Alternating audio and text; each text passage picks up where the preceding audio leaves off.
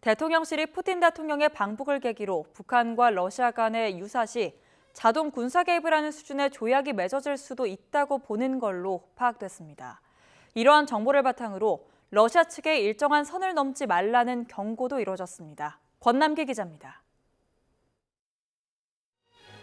6.25 전쟁 뒤 8년 자본주의와 공산주의 진영이 극심하게 대치하던 냉전 시절인 지난 1961년, 당시 북한과 소련은 조소 동맹을 체결합니다. 무력 침공을 당해 전쟁 상태가 되면 지체 없이 군사적 원조를 제공한다는 일종의 유사시 자동 군사 개입 조항이 포함된 조약이었습니다. 구소련이 한국과 수교를 맺은 뒤 이후 러시아가 해당 조약을 폐기했습니다. 하지만 조만간 이뤄질 푸틴 대통령의 방북을 계기로 이와 근접한 수준의 군사 협력이 이뤄질 가능성이 제기됐습니다.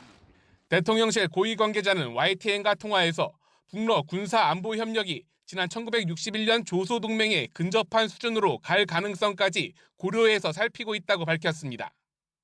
북러가 유사시 자동 군사 개입으로 해석될 수 있는 조항이 포함된 새로운 조약을 체결할 수도 있다는 겁니다. 만약 북러 밀월 관계가 예상보다 많이 진전돼 실제 비슷한 조약이 체결된다면 러시아와 한국의 관계는 돌이키기 어려울 정도로 악화할 거란 전망도 나옵니다.